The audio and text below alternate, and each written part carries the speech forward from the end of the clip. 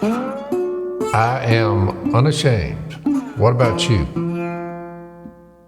Welcome back to Unashamed. It's always good.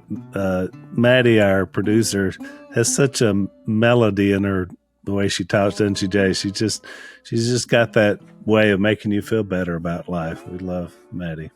She's so good. You like positive optimism and the joy of youth. I mean, now we're getting older, so that's right. It's like a breath of fresh wind that comes in. Yeah. So that was strategic on my part, guys, on that hire. Oh yeah, now Zach's taking all the credit since she turned out to be good. Yeah, that's exactly right. What else? No, we love Maddie. I do want to talk a little bit about the Blind Movie podcast, which has started now, and we want you to be sure and check that out. Listen to it, rate it, review it, especially on Apple Podcasts. This is basically us talking in a podcast format, talking about our reaction to Dad and Mom's movie and kind of how it impacted us and all that. So, Zach, is there anything you want to add on that in terms of the podcast? Yeah, I've told this before. I think it might be. I know it's the first time in a long time that the whole family has gotten on the in the same room together. On camera. So yeah, you can go check it out on YouTube channel, the Phil Robertson YouTube channel as well. But yeah, just be great if you guys leave comments, rate it, and share it on your social media stuff. It's really, really, really good. Got about 6 episodes out. We may have a couple more that drip out after the movie's out, but yeah, some powerful conversations, Yeah, and it was done with different combinations of us as a family, and so it brought out some different dynamics, which were great, and it was hosted by different people. Zach hosted one of the segments that I was on, and then Willie hosted a segment, so it was really fun. Sadie hosted. Sadie hosted the whole family, yeah, which was really good. So, speaking of Sadie, she just had her Live Original. What is it called, Zach? Just Live Original. It's called LO Conference. I think LO Sister Conference. They actually had a vote on stage because half the people called it low, and then the other half called it LO. So I think they voted, and I think the LO Conference was what won. So yeah, which obviously stands for Live Original. And what I love about Sadie is that a lot of the people that helped her put it together, back when she started doing it a few years ago, wanted her to do it in a bigger venue. But, she just held firm and said, no, I want to do it right here in my hometown. I'm proud of Monroe, West Monroe, Northeast Louisiana. And so I want everybody to come here. And so, and of course, a lot of people say, oh, well, you won't get as many people. But, man, they packed it. From what I heard, I wasn't there. Zach, you were there. They were sold out. Well, this is the conference I attended last year until I found out that it was for women only. That's right. You walked and there were I looked a few around. Men, not many, about 7 of us out of 4,000. Zach was there. What's strange is now that I know it was for women, what's really strange is that you were there again, Zach. What? Hold on. They got to keep. It's starting to make me wonder about it. Good, Jay. It's very, it's got me tied up a little bit. Well, my daughter Layla sings with LO Worship, so I went to support my daughter. Willie was there, and we helped out. Tread Lively helped out some of the production stuff as well. So okay. Well, see, I played that card last year. I came to support my family. So I'll, break down the gender barriers here and take it on the team. But now that you've until you looked around and saw there were no other male members of your family, except for Zach. Except for Zach. So it's good. We're proud of Sadie. She's fantastic, and she's really using her talents for the Lord. So look what the cat drug in. Oh boy! Do we have guests today, Al? We have guests. Have they arrived? Have guests arrived? They showed up late, and so that'll give you a cue to who the guests are. Well, I tell you what, we're gonna take a break, and so we come back on the other side. It's a mystery as to who has shown up into the Unashamed lair to be on our podcast today. So let's take a break on the other side. I will tell you this: it will not be boring. It will not be boring. That's great. Let's take a break. So we've been talking a lot about the new movie, The Blind, that's coming out. And Dad, it kind of got me to thinking about, you kind of having that moment of coming to Christ and how that opened up opportunities to start our business, our duck call business, because you had that clarity of thought. And I think about how many times a small business idea comes out of people having clarity. They have something they want to accomplish, something they want to do. And our friends over at Barrel Buddy have a similar experience to us. They're believers, and out of their faith and love for the outdoors, they were out in a muddy field one day, and their guns were all covered in mud and had things in the barrel. And they thought, we got to come up with a better way to clean our weapon. And so that's where the idea from Barrel Buddy came from. Those white polymers that they came up with go through your barrel, get everything out, show you what comes out, shows you what's clean behind. Jase has a couple there in front of him. They match every gauge of your shotgun as well as any rifle or handgun as well. Cleans it, make sure that it's ready to go when you need it. And they're great guys, and it's a great company. So we want you to check them out. BarrelBuddy.com is where you go to find it. BARREL buddy.com. Check them out.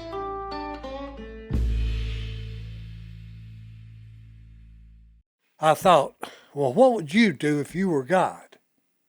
That's a good thought, sir. No, because look, he's taking care of the creation. He's taking care of the cosmos. Okay? He's taking care of the human race. Okay? So what would you do? Would you take their freedom away from them? Would you take their free will and fix it? You can. Then we'd be robots. Yeah, then we'd be robots. Rocks. So you were thinking about this side when we were talking earlier? Yeah. You were listening? Yeah, because I was saying, man, I'd like to chime in right now because I got a question asked everybody. It's on your shoulders now. You're God.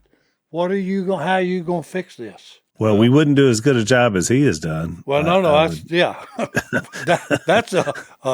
So let me have so Si has come in with a he's got like a mind-bending beginning, which is awesome today. So welcome, Si. Welcome back to Unashamed. We will see if we can work that in. Jase had our theme verse today, Si, is 2 Corinthians 5:13.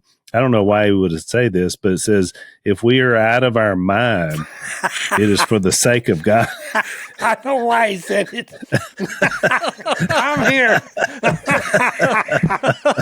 I said we need a theme verse, and it just popped into my head. Hey, there you go. I'm out of my mind. Nailed it. But if you are, it's for the sake of Christ. It's positive. There it is. It's I was positive. giving you a compliment. That's right. Hey, he's first in everything. Exactly. He is. So I'm super excited because for the first time, we have Phillip McMillan entering into the lair on the Unashamed podcast. So we've had sound before, Phil. We never had you on. So welcome. Glad you're finally here. Thank y'all. Thank y'all for having me on.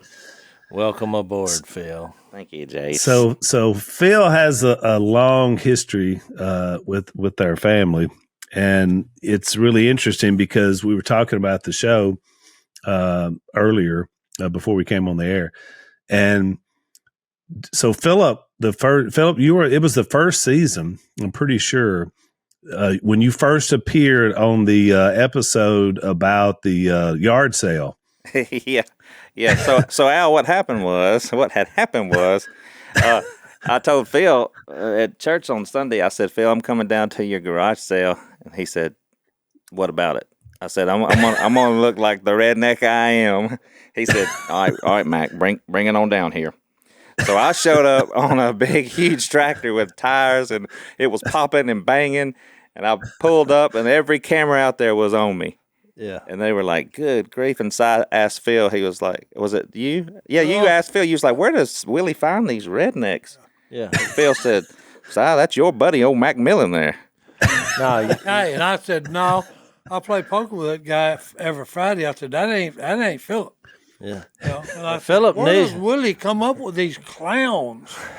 So you didn't even recognize. Hey, that's Mac. About that time he come in and took his, bandana off, washed off his tattoos that was on him and all this junk. Hey, if you show up, I've learned this about TV production because Philip's now, and no one knows this because the episodes we film haven't been released, but Philip has somehow worked his way into Duck Family Treasure on multiple episodes. But here's what I noticed. If you show up where there's a TV crew there, if you show up with a bandana on, with overalls on, without a shirt, and tattoos, you're going to be on TV. No matter what you say or do. You're on. And it's going to be pretty good episode. I've always wondered what kind of men y'all film. Now it's all out in the open. It's all there, boys. Well, you're going to be on a viral video or on a television show, that's for sure. So, and it was kind of just a joke. He had on like a long mullet, and he had on those Bubba teeth, and he had the whole thing going. But I guess he so impressed the producers of the show that then the real Phillip McMillan, without the garb, and I doubt a lot of people, Philip, even know that was you. Yeah, they'd have to go back and watch it now. But you became McMillan the villain. So your role kind of recurring on the show was that you were like the family villain from high school. And so like you would always be the, whatever the scenario was that we would come up with, you would always kind of be leading the charge against the family. Oh, yeah. Which was it was based on a true story because we met in high school. Or very, very competitive. I never met anybody as competitive as Jason Robertson when we were in high school. And he would be playing poker with the guys in the field house and winning. He was winning. But I didn't like Jace very much back in high school because he was walking the straight and narrow, and I wasn't, Phil. And the last person that I ever wanted to see share the gospel with me or have a Bible study was this guy. But it happened, and when it did, it changed my life and my kids' lives and my wife, my girlfriend at the time. That was amazing. So I'm glad I ran into these Robertsons. Yeah, and we shared that story. We had Blake Gaston on a couple podcasts ago, and we shared the story because when I met you, you were on the side of the road. Yeah. Oh, in my little sports car? In your sports car that I would later see you run into in the dead of night because you forgot where you parked. And this was post-Jesus, so nobody had been drinking. That's right, no. But we were we used to play Capture the Flag at night. He's hitting other vehicles sober. Yeah. Well, he was running through the woods, and I saw... Is he still sober? A supernatural event. Yep. Look, he ran into his car, but I couldn't see his car. He couldn't see his car. I was chasing him. And he ran wide open into his car. Usually cars run into individuals. Every once in a while, individuals run into cars. And he did a flip over the car, but I didn't realize he hit the car. And I thought, boy, that guy can jump like nobody I've ever seen. So we saw him on the side of the road, invited him to Blake said, we got a party. We're going to play some cards. You want to come? And he was like, I'm in. He said, just don't put me on the spot or anything. And so when I walked in, Jace walked up to me and he said, Phillip McMillan. And I said, Jason Robertson. He said, boy, do I have a story for you. Sit down right here. And it was like me and him and some other guy. And he started sharing the gospel with me. But you know what I appreciate, Al? Is you can't trust your mind, okay? You have these unrealistic thoughts that come into your mind that you will believe if you're not careful. And so a lot of times if somebody's talking about Jesus and what's going on in your life, you're defensive and you make up things in your mind saying, I'm okay. I'm not that bad of a guy. But when Jace asked me, what is the gospel? We wrote it down, what I said. So we went back and looked at it later. And he said, now, Philip, I want you to think about what you thought about what the gospel was. And now let's talk about your response. And I mean, I had tears in my eyes. I was like, I need to get in on this. And I did. Yeah. And then my girlfriend did. And we've been married for 31 years. And the best decision that I've ever made. And every once in a while, I'll send Jace a letter saying thank you for having the courage and the boldness to share the gospel with me and my girlfriend. And then we teamed up and we hit everybody that we knew. You remember that? Yeah, oh yeah. I mean, we went on a shopping spree for the Lord. We absolutely did. we talked about that a lot when Blake was on as well, Philip, about kind of having a centralized place for all these new disciples of Jesus. And it's really cool now to be able to look back over the course of that, because now it's over 30 years, and see the lives that have grown. Let's take another break. So one of our sponsors, Boll and Branch, makes sheets. And it's interesting because you think, well, why do you guys talk about sleep so much, on your podcast? And I think, Jase, the reason why is because you spend a third of your life in the bed. I mean, so therefore, how you approach your sleep is important. And I've thought about it, and like I silence my phone, I usually read a little bit and study, to get myself ready and prepared to sleep. Well, my sheets are also part of that process, and you want to have really good ones. And Boll and Branch are the best. They use the finest organic cotton in the world. And so they're unmatched in terms of how they feel. The more you wash them, the better that they feel, which is really great. And at least I've been using Boll and Branch sheets long before they started sponsoring the podcast. So they don't have any of the harsh chemicals that a lot of sheet makers use for theirs. They're incredible. They have a 30-night risk-free guarantee with free shipping and returns on all U.S. orders. So you're not going to lose anything for giving them a shot. We know you're going to love them. Give them a try. Sleep better at night with Boll and Branch sheets. Get 15% off your first order when you use the promo code Robertson at bollandbranch.com.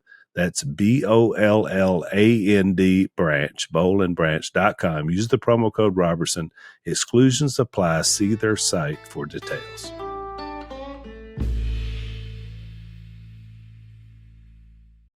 So Philip, you were kind of a part of that. And what I always loved about you, your heart has always been so into what we're doing, but you always kind of had a chip on your shoulder, like as a young guy. I don't know where that came from. I mean, now I know you so well, so it could have been a lot of different sources of that, but it always gave you an edge. And so we used to play cards and stuff at the house, and people like Bill Phillips and those guys would get under your skin. And so one night, tell about the time we were playing spades that night. I will.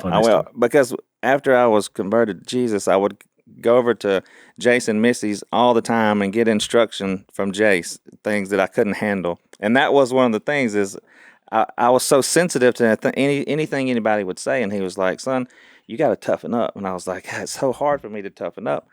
But the Robertsons, I mean, I love you guys, but man, y'all are competitive, and y'all talk better smack than anybody I've ever met. So I'm talking about from the youngest to the oldest. That's how you get tough. And so we're playing. Me and McIntosh are playing against Al and Bill Phillips. He later changed his name to W.E. W.E. That's right. Some other reason. And Size, I've told Si this story before, but the me being not wanting to hear them smack talk after they win is a huge thing, and it's terrible coming from Bill and Al. And Al's the worst. I don't know if y'all know this, but Al is the instigator, and he's the worst. So you got to watch those preachers. They're sneaky. We're losing, and we're about to lose. Like we've got one more hand left before me and Kevin. We're going to get beat down by Bill and Al. So I just said, boys, I'm going to set my cards down. I need to go to the bathroom. So I walked to the bathroom, Phil, climbed out the window, got in my car. Hey, 2 months. I was gone for 2 months. They didn't see me. That was the blue house. That was the blue house down the fields, right? Or maybe in town. But we were sitting there, and we were like, man, Phil must have had a bad taco or something. We were waiting around. Finally, like after 30 minutes goes by, I said, somebody better go check on him. And so McIntosh goes and looks. He said, he's gone. So you were being led out of temptation. That's right. That's funny. So I told Blake was on, and Blake and Shannon were my first wedding. Philip and Lisa were my second, which was a few months later. Wow, I didn't realize this. Yeah. Oh yeah. These guys were the initiators, and I remember Philip and Lisa got married outside, and a big old storm was blowing up coming in. I thought, man, I got to get this thing done because it's fixing to rain like a cow peeing on a flat rock. And it did, but we got inside. But Philip, your wife, Alicia, is one of the sweetest people in the world. Absolutely. And she's super smart. You married one of the smartest people on the planet, which I don't know how you pulled it off, but you did it. And luckily for you, those genetics went through to your children as well, who are all brilliant. But it's really interesting watching the legacy of a life that's built in Christ. And so that's the beauty of it. And you sat next to me when we were watching The Blind. And so I looked over at you. Of course, I'm, crying at several points in the movie. I looked over at you and you were too. And I asked you, I was like, why is this so moving to you? And I don't know if you remember telling me this, but you said, if Phil and Kay had not gotten it right, then I may have never known. And that moved you. But tell a little bit about that and about the movie and kind of how that impacts you. And then, Si, I want you to tell your experience as well. So I talked about Jase and working with me, and him and his wife, and then Al and Lisa, of course. But Phil, you were there leading a new Christians group for me and a bunch of guys that we had converted together. And I saw your heart, Phil, and how you loved people and gave back so much. And, later on, Si would come into my life, and these boys told me how crazy he was, and I finally met him in a Bible study that we had at my house across from John Godwin's. And Al, I think you guys were there. They said, they told Si, Philip can't hear real well, so you got to get right in front of his face. And then they told me, Si can only read lips, and so we were hollering at each other and hollering. I remember that was the funniest thing I've ever seen. Yeah. And I'm a prankster, but y'all got me with this one, and I was like, "Can you hear me?" He was like, "Yeah, stay in front of me though, because I want you to be able to read my lips." And he was like, "Look at these boys." They pulled one over on us, sign. Oh yeah. No, that was hilarious when they told you that he couldn't hear, and y'all were. It was the hardest I've ever laughed in my life. So Al, I was thinking about all these things and how my life changed, how my kids changed, and I've worked at a children's home for 29 years, and all these people that I've influenced and shared Jesus with, and it came from Phil and Kay turning their lives around. And so when I'm watching Phil in this movie, I love you, Phil. I appreciate what you've done for me and my family and all my friends and people that come to Jesus. And so I couldn't hardly watch it. I loved the movie, but it was so emotional for me because I'm thinking, come on, Phil. Come on, turn around. You can do it. Don't self-sabotage here, Phil. Go turn to Christ. You can do it. I know you. And so it just kind of took over, Al, and I was just like, I was very emotional, and I was so thankful. This is the greatest. I'm telling you, you're going to love this movie because it is every man's struggle. This is every man's struggle. It's between good and evil. And you know what? Sometimes good will win. And so that was emotional for me. And then I see my best friend, Si, in the movie, and that's also, we've been together ever since we met each other and just stayed together. And so all these things, it was overwhelming to me, and that's why you saw what you saw, Al. So, Si, what was your? The movie goes back to when you guys were kids and showed some of the difficulties that we've dealt with as a family, and then you and Jan, being the youngest and younger than Dad, had a pretty big role, both in the before and the after. So what was your take on what you saw and kind of how you experienced it? All right, the main thing, okay, I don't know who said it, but it's one man can make a difference. A lot of people say, well, I'm just by myself. Well, hey, by yourself, you can make a difference. Yeah. Okay, because that's what, because like I gave up on him. Matter of fact, our whole family, except one, gave up on Phil and told Kay, hey, divorce him, you and the kids, go start you a new life. He's never going to change. We had one person that said, hey, and she jumped on all of us with both feet. That was Janet, my younger sister. Which is Zach's mom. Yeah, which is Zach's mom. She jumped on us, and I mean hard. She said, y'all ought to be ashamed of yourself. That's your brother that you're turning your back on. She saw something in Phil that none of the rest of us saw. She said, hey, one of these days when he finally turns to Jesus, he's going to bring more people to Christ than you wouldn't even think it could happen. And that has happened. Okay? He run up on Jesus because he'll tell you himself, I lived without him for 28 years. I ran with the devil. Okay? Hey, I told him, hey, you're not the only one. We've all ran with him till we came to our senses. That's how the Bible says it in the prodigal son. Yeah, that's right. You know, so we all have to come to our senses and turn to Jesus. And then you cannot even imagine, and there's a scriptures that says this, what he can do with you. Okay, that's why when I had to go to Fort Polk and talk to the soldiers because they was committing too many suicides. And the last thing I told them was, I said, hey, do not harm yourself because you're dealing with a work in progress. Mm-hmm. Okay, so the last thing I'll leave with, if you don't get nothing else I've said today, don't harm yourself. God has got a plan for you. Yep. And Jeremiah says it. You know, you have no idea the plan I have for you, not to harm you, but to bless you and to give you hope and a future. Okay? And that's what we all need. Because look, those without Jesus are hopeless. Period. If you don't have the Jesus Christ, the Son of the living God, okay, there is no hope for you. With him, the cosmos that's your limit. Yeah. With him, hey, he's the creator for crying out loud. Yeah. Yeah. So watching Phil, okay, and a lot of people would hear me talk about education. In a way, okay, because when he went to Tech and got with his running buddies, okay, the wrong crowd, okay, you'll be known by those you run with, whether you're guilty of what they're doing or not. You will be known. Your reputation will be who you run with.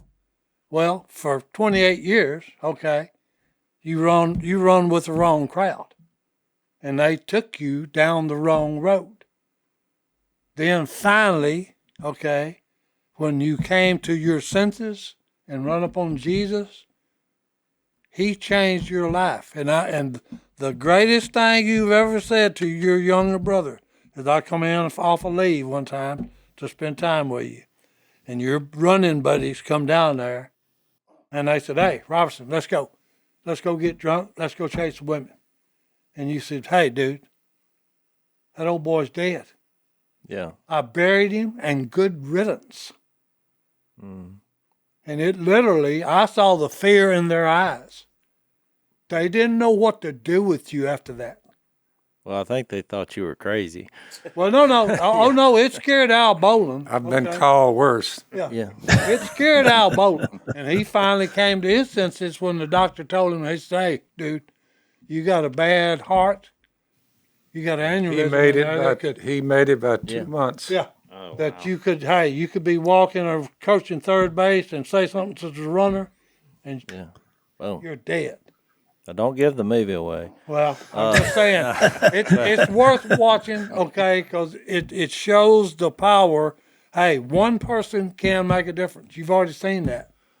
Yeah. This man here made a difference in a lot of people's lives, okay? It's the ripple effect. Throwing a rock, watch it hit, splash.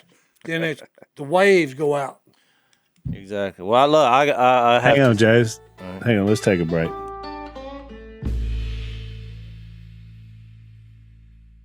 I want to read this because, we started off kind of joking about if you're out of your mind, it's for the sake of Christ. And when you brought up Jan, Si, and you were right, everybody giving up Phil.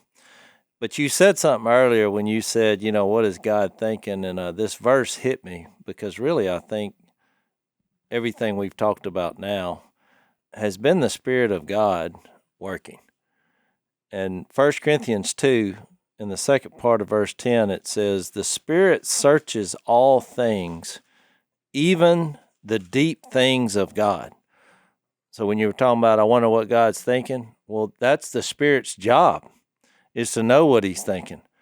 And so then it says in verse 11, for who among men knows the thoughts of a man except the man's spirit within him? And we realize that. We think that's our safe place. Nobody knows what I'm thinking but me. But then it says, in the same way, no one knows the thoughts of God except the Spirit of God. We have not received the spirit of the world, but the Spirit who is from God, that we may understand what God has freely given us. So when you said that about Jan, I thought that the reason she didn't, give up, she had the Spirit of God. And she realized how far God's grace reaches. And really, a lot of times when you see people do things that are crazy, because I remember even as a kid when everybody was like, give up on Phil. Well, I was like, yeah, that dude, I was in the same camp. And so, but that came from the Spirit of God. And so it goes on to say at the end, we have the mind of Christ. And that's what the Spirit does for all of us, which is once Phil received God's Spirit, all of a sudden, we did see this transformation. You did see all these people, when you talked about what one person does. But I felt like we should read that because that is the draw. It's the key to the movie. It's the key to our lives. You hear stories about this. I mean, Phil and I were kind of enemies, which is how that show idea came about, because we were enemies in a worldly way because we were competitive and all. But all of a sudden, when the gospel got out there and the Spirit of God indwelled both of us, well, that just became something we kind of laughed about. And even though sometimes we'd really get mad at each other, and still do in competitive games, it's in its right perspective, because what we're in on is so much greater in life. Since you brought this up, I got to tell you, some people argue about baptism. Is it required or not? Okay. Solve that theological argument for us. Well, no. Look, okay, I'm always talking about, God talks to me. Yeah. Because right now everybody says, oh, they ain't got a sense of humor. Oh, yes, he has. He wakes me up all kinds of hours of the morning and the night and says, hey, Si, guess what? Check this out. That's why I said if you're out of your mind, it's for the sake of God. Well, no. Hey, but the Spirit, okay? Because what did Peter, when he preached the first sermon, it pricked their hearts, and they said, oh, my goodness, what have we done? What do we need to do? Yeah. And he told them, hey, repent, be baptized, every one of you. Well, hey, here's what's going down in baptism. You're burying the old sinful man or woman. Yeah. Okay, and then when you come out of the water, okay, you're a new creation, and guess what? God gives you his Spirit. Yep. Yeah. Okay, so all this time when I'm saying God talks to me, oh, he is. Trust me. Yeah. Okay, and not only that, I told a little story when I was out preaching, about, I was born a beautiful baby and everything was fine until I got about 15, and then all of a sudden, everything I start doing is wrong because guess what? Yeah. He's got a law for it. Yeah. And you started breaking it? And I'm breaking it. Okay. Yeah. So the bottom line was I wanted the doctors to show me my DNA in living color. Okay. And I made up a big story about it after Bill Smith preached the sermon. You wanted to see your DNA? Yeah. I wanted to see my DNA in living color now. Did they show it to you? No. And look, it was going to cost me $2,500, so I told the doc, I said, Doc, we got a problem here. I said, what do you want, the good news or the bad news? He said, give me the bad news, then you can lift me up with the good news. I said, well, you know that $2,500 you charge for this little service? Yeah. DNA test? Yeah. I said, you're not going to get it. And he said, whoa, Mr. Robertson, hey, you got to pay me. We did it 3 times. That's the reason. I said, yeah, but here's the problem. I said, when I run up on Jesus and I was baptized into his death, burial, and resurrection, he gave me his Spirit. I said, hey, I've got Dad's DNA, Mom's DNA, and the Almighty's DNA. He gave me his Spirit. And look, I was preaching to a whole bunch of people, and one guy down in the front row said, you sorry rascal, you've been preaching to me this whole time. I said, and it's evident, sir, that you needed it. Yeah. There's so many questions I have based on that story. So what did you think you were going to see in the DNA result? You thought you were going to see the spirit show up? Well, no. I just, I just made that story up to preach to people. Oh, you made the story. The preacher's story. That's not a real story. That's unusual. I was a beautiful baby, and then I turned about 15, and I turned into just a sinful man. I see. Okay, yeah, to bring in the spirit. Okay, Because I thought I was going to have to confess that first time I saw your daughter, I thought we need a DNA test. We've all thought that. A lot of people have come up with that. Because I said, I mean, and for you who don't know, I mean, Si's daughter looks like a supermodel. Yeah. And Seriously. she's very, very intelligent. She's very Very intelligent. So She's the eighth I'm wonder like of the Meatloaf, world. though. And 2 out she's of of 3 ain't sound bad. mind, Si. It just, pardon me for saying, I'm not sure. I mean, I just thought there's evidence of a God here. No, I've got an answer for it, Jace. Let's take a break.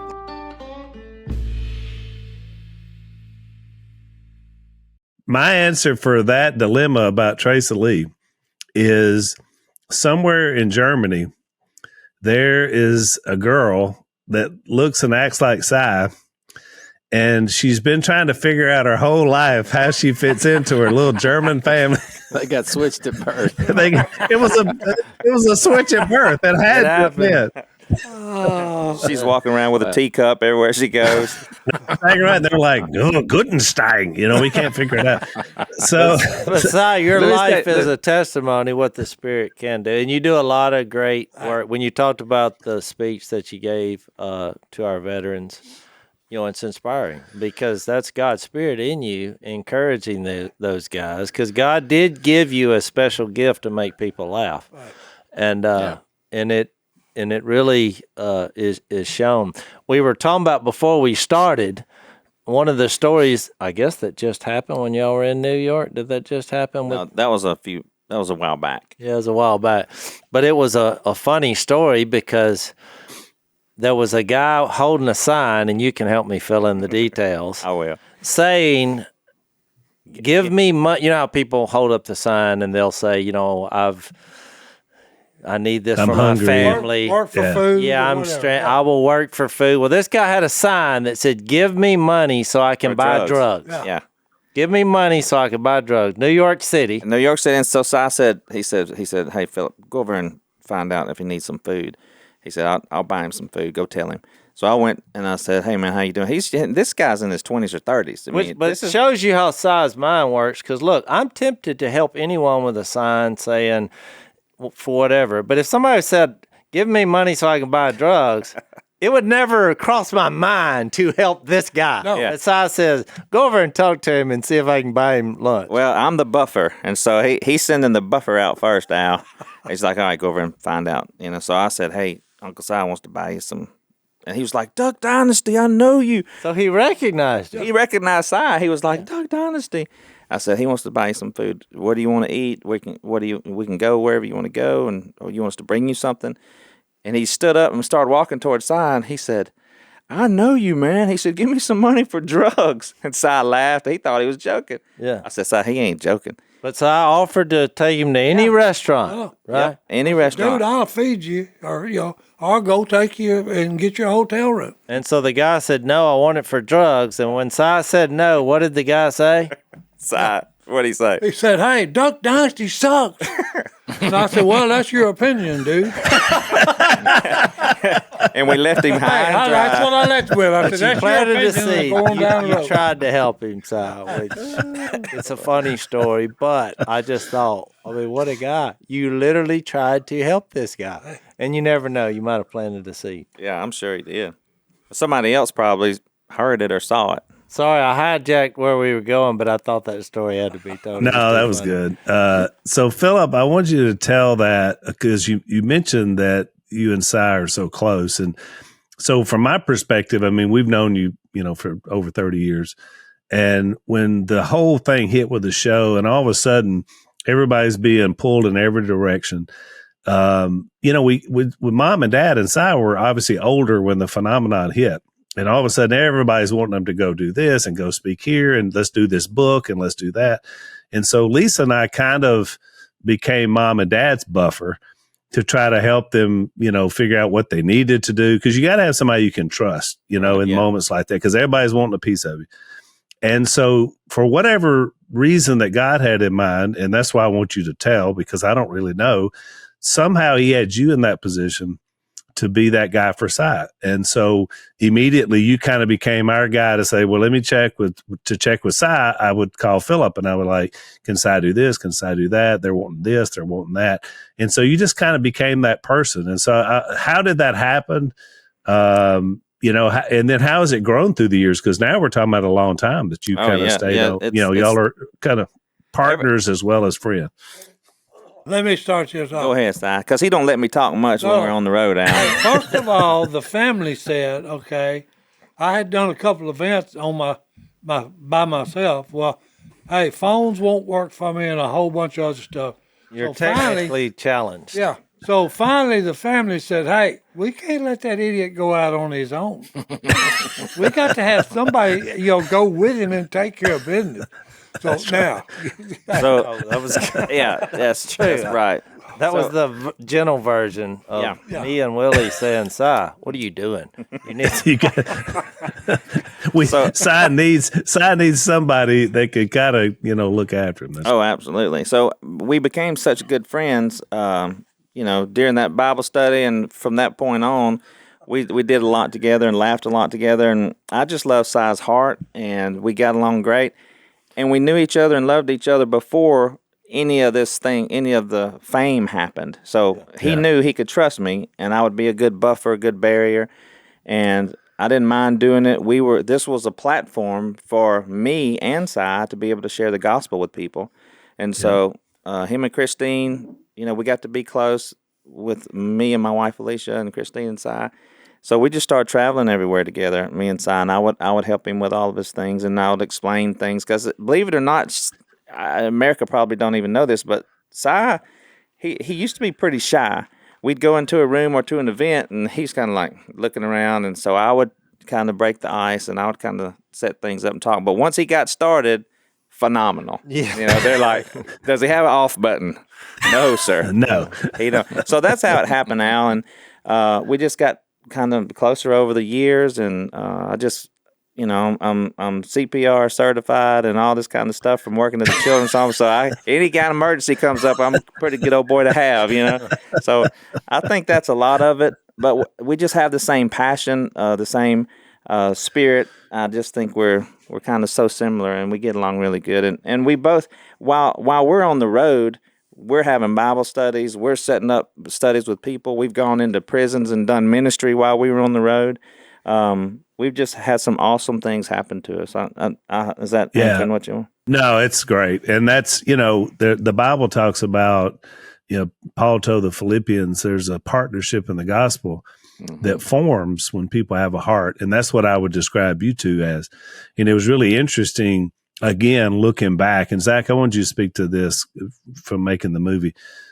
When you look back and you see how God ordains and does these relationships, because you and Philip Jase grew up with each other with not necessarily a close relationship, but then because of Jesus formed that bond that then brought Philip and Alicia into our whole forever family.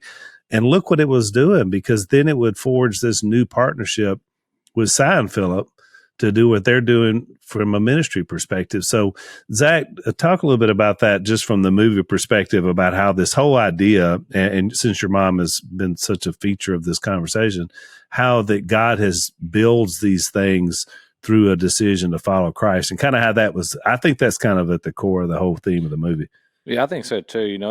When Si was talking about get that picture of the ripples, the pond, you throw one stone in the pond and it has these ripples that go on and on. I was just sitting there thinking, as y'all were talking about my mom and kind of her role in Phil coming to Christ. And, I intentionally set that screening up for the family I wanted everybody there, like Philip and like kind of everybody like that was in our life that kind of came out of that downline ministry. Because I felt that, and then what's ironic and weird about it is that my mom prayed for me every single day of my life. She prayed that I would love Jesus. She prayed that I would live for him. She prayed. I mean, my mom just poured into me. But when I turned about 15, I veered from that, and I didn't really have an idea for what the kingdom looked like. I mean, I knew from my parents, and I had that, and I'm so grateful to them for that. And I have amazing parents, both of them. But like when I look at when I really came into my own faith, it was under the discipleship of Jase and Willie and Phil, and then Philip, you. I mean, all you guys, like us younger guys, we were the generation behind you all, and so we're seeing what you guys were doing, and my whole friend group was transformed by that. So it's interesting that my mom prophetically speaking into Phil's life and not relenting on the gospel, little did she know that it would be out of that man, out of the ministry that came out of my Uncle Phil, that I would find my own faith in Jesus. And it's just, I mean, that's the kingdom. That is the kingdom of God. I cannot overestimate how one man's decision, and it's not just Phil's decision. It was Kay's decision to stay with him. It was Si's decision to pursue his brother. It was my mom's decision to pursue him. It was Bill's decision to go. But it's the kingdom just working. And those ripples, I mean, it's like tentacles that just go everywhere. I mean, hearing Philip tell that story, man, I was like tearing up and just getting chill bumps thinking about, I didn't realize that your wife was your girlfriend at the time and that trajectory. And I'm sitting there at Sadie's conference this weekend, and I find your daughter in section 226, and I need to send you the picture. I've got a selfie with her, and I'm like, and she's there talking about and I'm like, man, the kingdom, that's the kingdom of God. It just has tentacles that go on far beyond what any of us can think. And that really was why we wanted to show the movie The Blind. Everybody knows what Phil's done since then, but to see that, hey, no matter how far you think you have gone, that in Jesus, nobody is beyond redemption, and nobody. Jace mentioned that verse. No ear can. No mind has conceived, no eye has seen, no ear has heard or conceived of the good things that God has prepared for those who love Him. So that was kind of why we did it. That's 1 Corinthians 2. What comes to my mind and was definitely worth mentioning. You start out on your journey, you're repentant with tears, and you understand the love of God. I thank God, the little book of Philippians, I thank God every time I remember you in all my prayers with joy because, now listen to this, of all of us seated here. I always pray with you because of your partnership in the gospel from the first day until now. When you look at it like that, you say, Number 2, for whether I'm in chains or defending and confirming the gospel, all of you share in God's grace with me. That's 2. Now I want you to know, brothers, that what has happened to me, and we're speaking of our past, really served to advance the gospel. And he's talking about being beaten, fired up, beaten up, accused. That's 3. 4. The latter do so in love, knowing that I'm put here for the defense of the gospel. So every time I would talk to somebody else, I would keep remembering what the Apostle Paul said. The important thing is that in every way, whether from false motives or true, Christ is preached. And because of this, I rejoice. You get down there, the first 27 verses of Philippians. Whatever happens, conduct yourselves in a manner worthy of the gospel of Christ. You got to be all in. No backing up, backing off, or backing down. Just stick with it.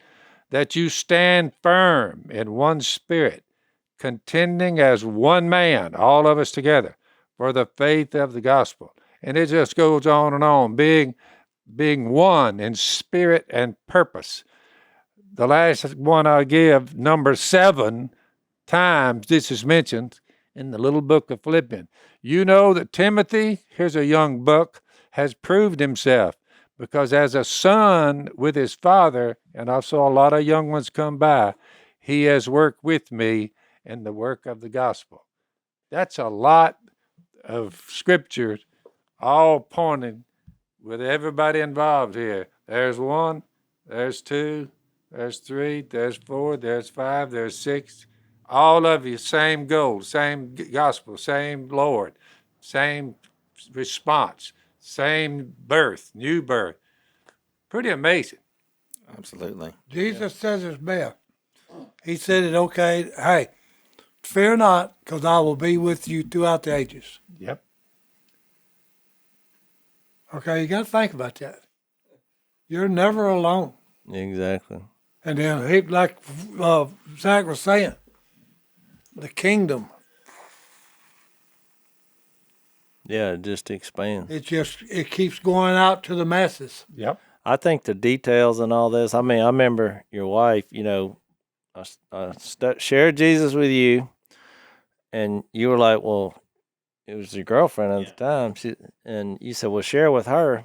And now she was a lot better than you were at that time. She still is, Jay. She still is. She was. Don't want to hurt anybody's feelings, but she was a believer. Well, hey, look I don't say how smart she was. But look, I wanted to say this. So when I studied with her, she was very knowledgeable in the Bible. She had a good heart, and I was kind of thinking to myself, what's she doing with him? That's what I was thinking. But I went ahead and I shared Jesus, and just didn't really think much about it. And a few days later, I mean, it was like 6 or 6:30 in the morning, pouring down rain. Someone's knocking at my door. Missy and I lived in this little apartment, pretty much a one-room apartment. Somebody's knocking on my door. And I'm like, what in the world? And I opened that door up, and there was your girlfriend. Look, tears streaming down her face. She had her Bible open. She was standing in front of my door, and she's like, I need to give my whole life to Jesus. Wow. It was so powerful, because I was thinking, she's with the wrong guy. I didn't know what you were going to do. And but it was amazing, though, even though that she had a lot of good things going for her and was very a stable person and a believer, she looked at it in a new way right then and realized, you know what, I need to submit to the Lord. And I think that was the foundation for your marriage that was coming up and your relationship in Jesus. But that one little detail, I just thought, what kind of person gets up at daylight in the pouring down rain and said, you know what, I'm doing this? It was that long. But it was that's 30 years ago. It was so powerful to me to see the powers in the gospel in Jesus, and it's not in how we kind of view everybody. You know what I mean? We're all humans. Yeah. We all have to have that moment where we fall at the feet of Jesus. And to get to see that is one of the joys in being a part of the kingdom, with everybody. All right, so we're out of time. Man, that went fast. But we do have some overtime to spend a little bit more, because we got a couple of projects and a couple of other things that are going on with Si and Philip we hadn't talked about yet. So if you want to follow us over to Overtime and hear more about how great Philip's wife is, I'm not going to argue with you. Follow us over. blazetv.com/unashamed is where Overtime is. We'll see you there. Thanks, guys, for being on the podcast. Thanks for listening to the Unashamed podcast. Help us out by rating us on iTunes. And don't miss an episode by subscribing on YouTube, and be sure to click that little bell to get notified about new episodes. And for even more content that you won't get anywhere else, subscribe to Blaze TV at blazetv.com/unashamed.